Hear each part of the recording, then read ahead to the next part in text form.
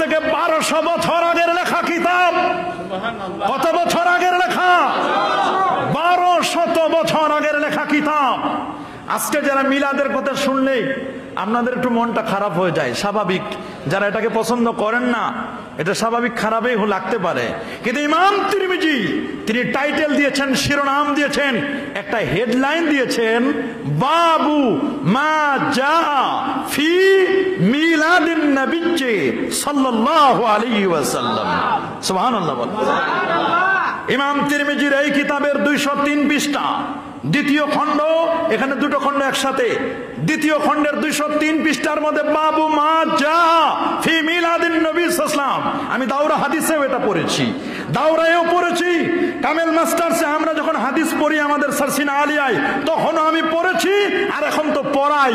আশা করি আমার ভুল হওয়ার কথা নয়, তারপরও ভুল হবে না আমার বিশ্বাস যে এটা আমি চোখে, এই দুই চোখ দিয়ে একবার নয় শতবার দেখেছি। ইমাম তিরমিজি রহমাতুল্লাহ আলাইহি শিরোনাম দিয়েছেন বাবু মা জা ফি মিলাদিন নবী সাল্লাল্লাহু আলাইহি ওয়াসাল্লাম। এখানে মিলাদ শব্দটির নিচে লিখে দিয়েছেন ওয়াক্তুল বিলাদা, জন্মের টাইম, জন্মের সময়। সুবহানাল্লাহ। সেই তিরমিজিতে মিলাদ নিয়ে আজকে আলোচনা নয়, আজকে শুধু ঈদ নিয়ে আলোচনা।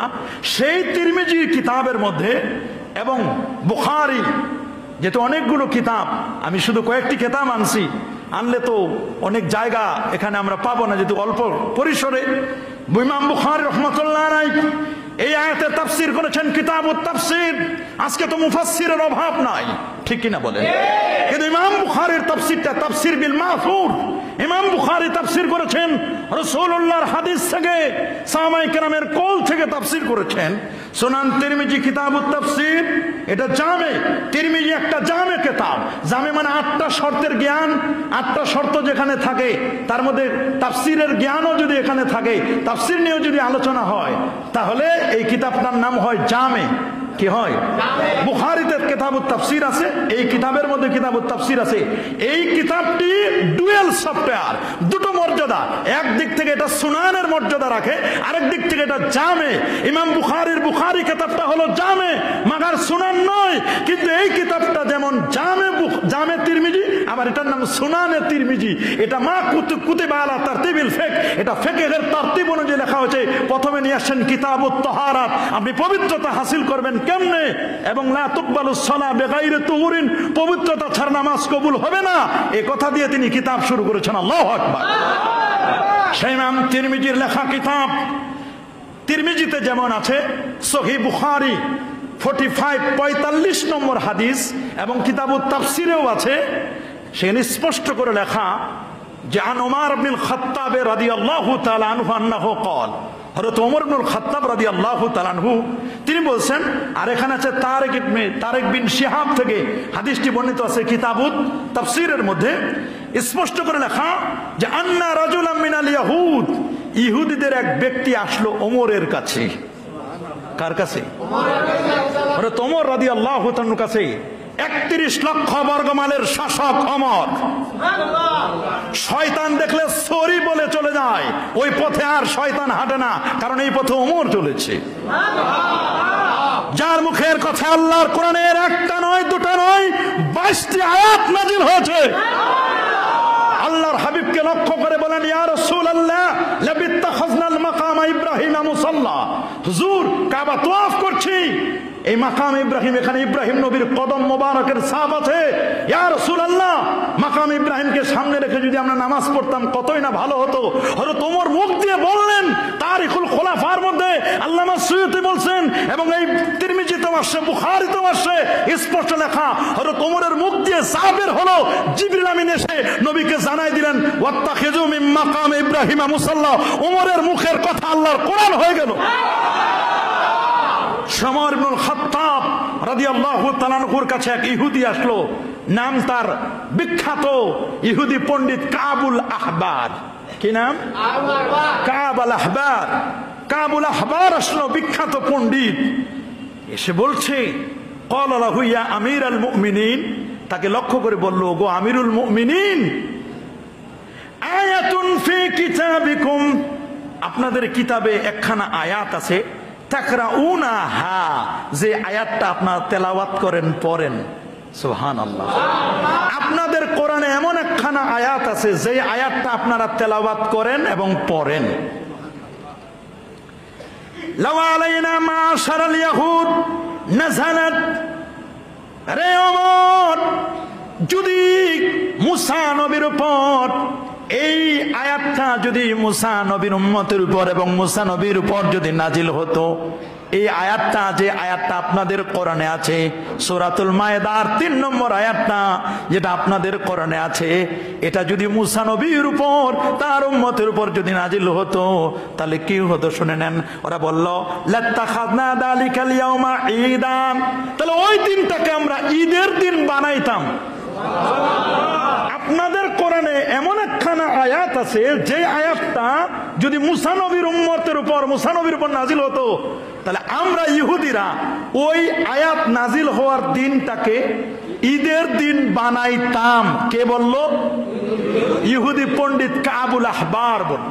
আচ্ছা, ক্বালা, হযরত ওমর বললেন, আইয়ু আয়াতিন, আইয়ু আয়াতিন, কোন সে আয়াত? হযরত ওমর জিজ্ঞেস করলেন, ভাই কোন সে আয়াতটা? ক্বালা, তখন ইহুদি পণ্ডিত কাবুল আহবার বলল, সে আয়াতটা হচ্ছে আল ইয়াউমা আকমালতু লাকুম দীনাকুম, সুবহানাল্লাহ, ওয়া আতমামতু আলাইকুম নি'মাতি ওয়া রাদিতু লাকুমুল ইসলাম দীনা। এই সে আয়াত, এটি সূরাতুল মায়েদা 3 নম্বর আয়াত। ক্বালা ওমর, ওমর বলেন, ক্বাদ আরাফনা যালিকাল ইয়াউম, এটা আমরা জানি যে এই আয়াতটা কোন দিন নাজিল হয়েছে, আমরা এটা জেনেছি। এটা আরাফনা, আমরা জানি এই আয়াত কোন দিন নাজিল হয়েছে। ওয়াল মাকান আল্লাযী নাযালাত ফীহি আলান নবী সাল্লাল্লাহু আলাইহি ওয়াসাল্লাম, কোন জায়গায় নাজিল হয়েছে, কোন সময় নাজিল হয়েছে, কোন স্থানে নাজিল হয়েছে, এটা আমরা জানি। তাহলে শুনে নাও ইহুদি পণ্ডিত, এটা নাজিল হয়েছে ওয়া হুয়া কাইমুম বিআরাফাতা ইয়াউমাল জুমআহ, এটা আয়াত নাজিল হয়েছে একটা দিনে, যে দিনটার নাম ছিল আরাফার দিন এবং ওইটা ছিল জুমার দিন। কয়টা? দুইটা। ওই একদিন, এটা ওই দিন ছিল আরাফা, জিলহজ মাসের 9 তারিখ, আর ওই দিন ছিল জুমার দিন। এটা বুখারীর বর্ণনা। কোন জায়গা? বুখারী শরীফের বর্ণনা, প্রথম খণ্ড 24 পৃষ্ঠা 45 নম্বর হাদিস, দারু ইবনে কাসির, প্রথম প্রকাশ 1987 ঈসাই সনের। এটি বৈরতের ছাপ, স্পষ্ট করে লেখা। ওই দিনটাকে ঈদের দিন বানাতাম। তিরমিজিতে আরেকটু বেশি বাড়াই দেওয়া আছে, এই তিরমিজিতে আরেকটু বাড়ানো আছে। قال ابن عباس فإنها نزلت في يوم عيد في يوم جمعة ويوم عرفة, এটা যেদিন নাজিল হয়েছে ওইটা একসাথে 2 ঈদ ছিল। কয় ঈদ? 2 ঈদ। বলে ভাই এটা কেমন কথা, একসাথে 2 ঈদ? বলে ওইটা ছিল আরাফার দিন, আরাফার দিন ঈদের দিন, ওটা ছিল জুমার দিন, এটাও ঈদের দিন, একদিনে 2টা ঈদ ছিল। وقال أبو عيسى هذا حديث حسن قريب من حديث ابن عباس وهو صحيح। এই হাদিস সহিহ। এই আয়াত যেদিন নাজিল হয়েছে ওটা ছিল জুমার দিন, ওইটা ছিল আরাফার দিন। জুমাও ঈদ, আরাফাও ঈদ। হযরত ইবনে আব্বাস রাইসুল মুফাসসিরিন এবং আমিরুল মুমিনিন ওমর ইবনে খাত্তাব রাদিয়াল্লাহু তাআলা নিষেধ করেন নাই, বলেন নাই যে এইটাকে ঈদের দিন বলা যাবে। 2 ঈদ ছাড়া অন্য কোন ঈদ নাই, অথচ জুমার দিনকে ঈদের দিন বলা হলো, আরাফার দিনকে ঈদের দিন বলা হলো। আমার কিছু বন্ধু যারা খিয়ানত করতে গিয়ে বলেন যে বছরের 2 ঈদ, ঈদুল ফিতর আর ঈদুল আজহা ছাড়া অন্য কোনো ঈদ নাই। আপনারা কি তিরমিজি পড়েন না? কথা বলেন, পড়ে কিনা? তিরমিজি পড়ে না? অবশ্যই পড়ে। পড়ে তিরমিজি পড়ে, বুখারী শরীফ খতম হয়, খতমে বুখারী অনুষ্ঠান হয়। কথা বলেন, জোরে বলেন। খতমে বুখারী অনুষ্ঠান হয়, পরে যায় বেশকে মোহাম্মদ সাল্লাল্লাহু আলাইহি সাল্লাম जिसने पढ़े बुखारी, নবীর প্রেম ছাড়া যদি কেউ বুখারী পড়ে, বুখার আতা হয়, বুখারী नहीं। এক বুখারা মানে জ্বর, আপনার শরীরে জ্বর আসবে, কিন্তু ইমাম বুখারীর প্রেম ভালোবাসা আসবে না। কথা বলুন। আবার অনেকে পড়ে, খালি দৌড় দিয়ে গেলেও হবে না, গুজার গিয়া চালিয়ে চালিয়ে চালিয়ে চালিয়ে খালি পৃষ্ঠা উল্টাইলে হবে না। চলো ভাই, চলো ভাই, গুজার গিয়া চালিয়ে চালিয়ে পৃষ্ঠা উল্টাই, শেষ, খতম, দাও খতমে বুখারী মাহফিল, খতমে তিরমিজি মাহফিল। এইরকম নয়। বাইনা সাতরাইন, হাসিয়া, তুহফাতুল আহওয়াজি, এগুলো সব পরে শুনে বুঝতে হবে, এটাকে গিলতে হবে। কথা বলেন, জোরে বলেন। আমি মাঝে ইস্তেশহাদ বলছি, যদি আল্লাহর কোরআনের একখানা আয়াত আখিরে মা নাযালা মিনাল কোরআন, আল্লাহর কোরআনের সর্বশেষ নাজিলকৃত বিধিবিধান সংক্রান্ত, ল এন্ড অ্যাডমিনিস্ট্রেশন সংক্রান্ত সর্বশেষ আল্লাহর হাবিবের উপর নাজিল করা যে আয়াতটি, তার নাম হচ্ছে আল ইয়াউমা আকমালতু লাকুম দীনাকুম। এই আয়াত নাজিলের দিন যদি দুটো ঈদ হতে পারে, দুই ঈদ হতে পারে, এই কোরআনের আয়াত যে নবীর উপর নাজিল হলো, স্বয়ং রাসূলুল্লাহ কোরআনের হুবহু ফটোকপি, ওয়া কানা খুলুকুল কোরআন, সে রাসূল যেদিন পৃথিবীতে সমাগমন করলেন, সেদিন কি খুশির দিন হবে না? হবে না? হবে না? হাত তুলে দেখাও মুসলমান। আমরা বলবো খেয়ানত নয়। হ্যাঁ, আপনি মানেন না, সেটা ভালো কথা, এটা আপনার ব্যাপার, এটা মানতে কোনো বাধ্য।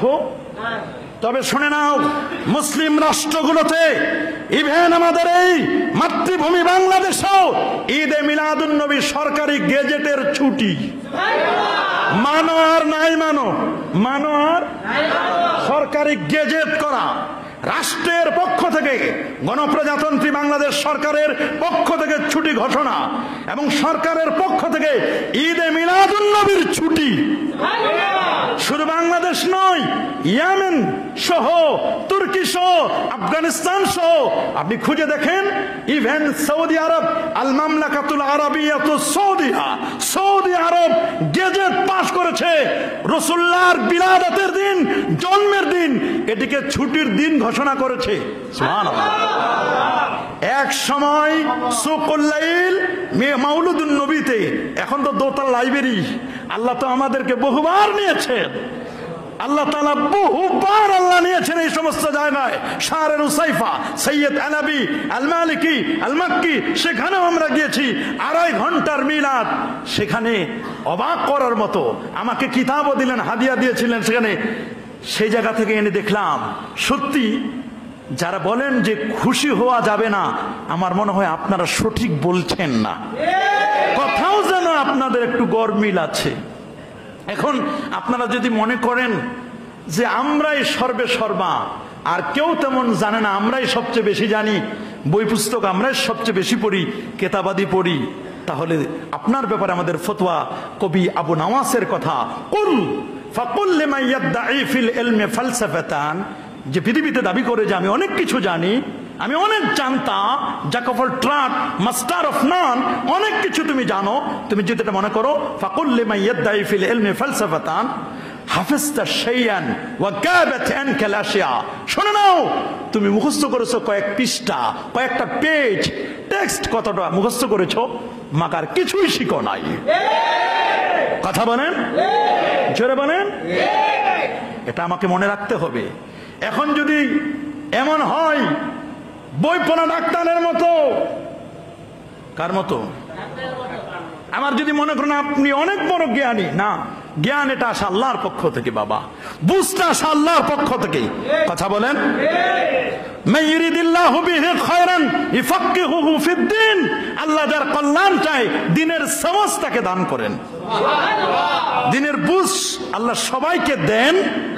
আপনি মানেন না সেটা ভিন্ন কথা, কিন্তু যারা মানে তাদেরটাকে পূজার সাথে, পূজা অর্চনার সাথে সম্পর্ক, ইহুদিদের সাথে সম্পর্ক, লাহাবিদের সম্পর্কে। যারা ঈদে মিলাদুন্নবী উদযাপন করে তারা বলছে মিলাদুন্নবী উদযাপন করছে লাহাব, যারা এটা উদযাপন করে তারা লাহাবি। এইরকম কটূক্তি যারা করে রাসূলুল্লাহর মিলাদকে নিয়ে, তাদের তো ঈমান থাকার কথা না।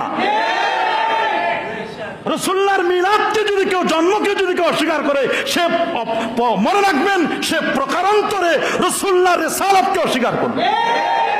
আগে নবীর জন্ম, তারপর রিসালাত। এই জন্য আপনি মানেন না সেটা ভিন্ন কথা, কিন্তু আরেকজন মানলে সেটাকে কটূক্তি করবেন, এটি আপনার কিন্তু আকলে সালিম বা নিরাপদ আপনার জ্ঞান আছে বলে আমাদের কাছে মনে হয় না। আপনি যদি মনে করেন আপনি অনেক কিছু, অনেক বড়, না, এটা করবেন না। মনে রাখবেন একজন পণ্ডিত, মানে একজন খুব বয়স্ক মুরব্বী, উনি মনে করছে বয়স তো প্রায় শতাধিক হয়ে গেছে, 100 বছরের মতো হয়ে গেছে বয়স। আশপাশে যে ভাই মানুষজন আমাকে সালাম কালাম করে, তাতে মনে হয় না যে আমার বয়স কম, তা মনে করছে যে আমার ভালো বয়স হয়েছে। তো ইনি ছেলেদেরকে বলেন, বাবা আমার একটু গুছাই দাও, আমি একটু আল্লাহর দুনিয়াটা ঘুরে আসে দেখি কোন জায়গায় কি অবস্থা। তো এই মুরব্বীকে গুছাই দিলেন ছেলেরা। তো মাত্র 15-20 কিলোমিটার দূরে গিয়ে দেখলেন যে সে আর কি বুড়ো, কি আর বয়োবৃদ্ধ, তার চেয়ে আরো বেশি, কমপক্ষে 5-7 বছরে বড় হবে, এরকম একজন বুড়ো মানুষ রাস্তার পাশে বসে বসে কাঁদে। আস্তে করে বুড়া চিন্তা করলো, আমার ধারণা তো ভুল, আমি তো মনে করেছিলাম আমি অনেক বড় মুরব্বী, কিন্তু আমার চেয়েও তো আরো বড় মুরব্বী রাস্তার পাশে বসে কাঁদছে। জিজ্ঞেস করলাম, চাচা কাঁদছেন কেন?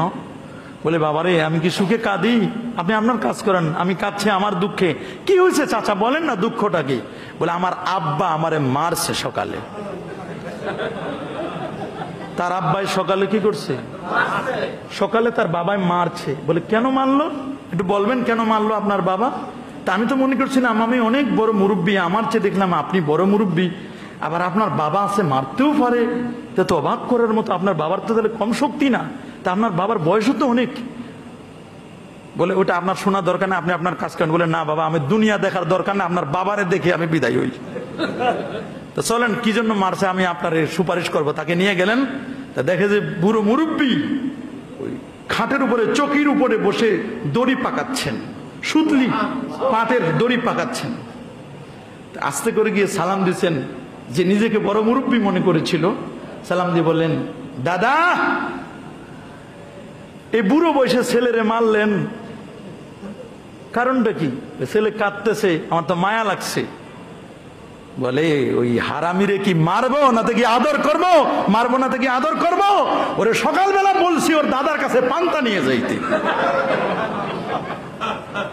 ওরে বলছিলাম ওর দাদার কাছে পান্তা নিয়ে যেতে। ওর দাদা ফজরের পর থেকে হাল চাষ করে, ওর দাদা এখনো না খায় আছে, ওরে কি আদর করবো আমি?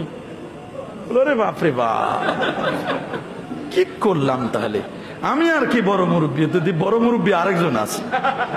এই জন্য এটা মনে করবো না এলেন এটা কোনো বাহাদুরি না, এটা আল্লাহর পক্ষ থেকে আসে। কথা বলেন। এখন বউ যদি 1.5 হাতের বউ হয়, বৌমা শাশুড়ি আম্মা পাঠাইছে পানি আনার জন্য কলস, কলস ভরছে কিনা দেখার জন্য নিচু করছে, নাকের নলক পড়ে গেছে। কি হয়েছে? 1.5 হাত বউ হাত ঢুকাই দিছে, হাত ঢুকাই দিয়ে অনেক খোঁজ করতেছে। শাশুড়ি আম্মা জিজ্ঞেস করছে, বৌমা কি হয়েছে? বলে, নলক পড়ে গেছে। বলে, ই দাও তাহলে হাত দিয়ে ওটা বের করে নিয়ে আসো। ওই বৌমা, জীবনে বহু কলস দেখলাম, কিন্তু আপনাদের এলাকার কলসের তো তলাই নাই। কি নাই? কোনো তলাই নাই। ও তলা কেমনে খুঁজে পাবে? কথা বলেন। ও তলা পাবে? 1.5 হাত বউ, হাত তো কত ছোট, বামন্য বউ, এরকম বউ যদি কলসির তলায় যদি হাত দেয়, ও কি তলা খুঁজে পাবে? যারা মিলাদুন নবীর দলিল পাও না, 20 রাকাত তারাবির দলিল পাও না, শাফাতে মুস্তাফার দলিল পাও না, মাযহাবের দলিল পাও না, যারা ওই 1 রাকাত নয় 3 রাকাত বেতরের দলিল যারা পাও না, এখানে হাত বাঁধার দলিল যারা পাও না, ইকামতে হাইয়াল আসসালার সময় দাঁড়াতে হবে এই দলিল যারা পাও না, মনে রাখবা তোমাদের হাত খাটো, তোমরা তলা খুঁজে পাও নাই। হাতটা লম্বা করো, তলা খুঁজে পাবা। হাত লম্বা করো, হাত বাড়াও, তলা খুঁজে পাবা। তবে এমন ডাক্তার হয়েও না যে ডাক্তার হলে বিপদ হয়ে যায়। কিছু যুবক ছেলে আসছে ডাক্তারের কাছে, ডাক্তার সাহেব আপনার যে সাইনবোর্ড তাতে মনে হচ্ছে আপনি বড় মাপের একজন ডাক্তার। বলে হ্যাঁ, মানুষ তো আমাকে ডাক্তারই বলে। বলে আমাদের একটা ছেলের চিকিৎসা করেন। বলে কি হয়েছে? বলে ছেলেটার পায়ে কাটা বিদ্ধ হয়েছে, তার কাটা। কি কাটা? তার কাটা বিদ্ধ হয়েছে, আপনি একটু চিকিৎসা করেন। বলে এটা সহজ চিকিৎসা। বলে কি? এটা আমার চিকিৎসা কোনো ভুল নেই, খুব সহজ চিকিৎসা। বলে কি বলেন? বলে লোহা গরম করে কেরোসিন তেল দিয়ে সেক দিয়ে দেন। সেক দিয়ে দিছে, চিকিৎসা দেওয়ার পরে ফুলে গেছে, কাটা ঘায়ে নুনের ছিটা পড়ছে। এমনি তো কাটা, আবার নুন দিয়ে কেরোসিন তেল দিয়ে গরম করে দিছে, তো বুঝেন কি অবস্থা, বেড়ে গেছে। ডাক্তার সাহেব কি করলেন আপনি? রুগী তো ডাক্তারের কাছে আসে সুস্থ হওয়ার জন্য, রোগ তো বেড়ে গেছে, আরো অসুস্থ হয়ে গেলেন। বলে ভাই প্রথমে একটু বেড়ে যাবে, পরে ঠিক হয়ে যাবে, আরেক ডোজ মারে দেন। বলে আচ্ছা ঠিক আছে, আরেক ডোজ দিলেন, এবার তো মরা মরা অবস্থা। কি অবস্থা? বলেন ডাক্তার সাহেব মরা মরা অবস্থা, রোগীর বাঁচান। বলে ভাই আমার রোগের কোনো ভুল হয় না চিকিৎসায়, আমি যে রোগের চিকিৎসা করি তাতে কি হয় না? ভুল হয় না। বলে কেন? বলে ভাই চিকিৎসা করার আগে বই দেখে পড়ে নি ভালো করে। বলে পড়ছেন? বলে হ্যাঁ। বলে বইটা আপনি যেটা দিয়ে পড়ছেন নাকি বাংলায় না অন্য ভাষায়? বলে বাংলায় লেখা। বলে তো আমরা তো বাংলা পড়তে জানি, একটু দেখেন কি লেখছে বইতে। বই লেখছে যে কারো যদি কেটে যায়, ফরা হয়, অথবা তার কাটা বিদ্ধ হয়, তাহলে লোহা গরম করে সেক দিতে হবে। তবে এরপর একটা কমা আছে। কি আছে? কমা। তার মানে আরো কথা আছে, এখনো শেষ হয় না। বলে দেখেন এখানে স্পষ্ট লেখা। তো তবের যে কমাটা, এটা একটু দেখা যায় না, উনি একটু কম দেখতেন তো চোখে, তো ওইটা আর উনি ভালো করে দেখতে পারেন না, মনে করছে কথা শেষ। বলে যে তবে যেহেতু আছে একটু পৃষ্ঠাটা উল্টান। বলে পৃষ্ঠা কেন, ফাইনাল তো হয়ে গেল, ফতোয়া তো এটাই। বলে না ভাই পৃষ্ঠা উল্টান। পৃষ্ঠা উল্টা দেখে তবে যদি রোগী গরু, ছাগল, ভেড়া, বকরি, চতুষ্পদ জন্তু হয়। পরের পেজে লেখা যদি রোগী কি হয়, ভেড়া, বকরি, গরু, ছাগল, চতুষ্পদ জন্তু হয়। এর চিকিৎসা তো ভাই গরু ছাগলের, এটা তো 4 পায়া, আর আমি তো 2 পায়া, এই চিকিৎসাটা আমাদের উপর চালাই দিল।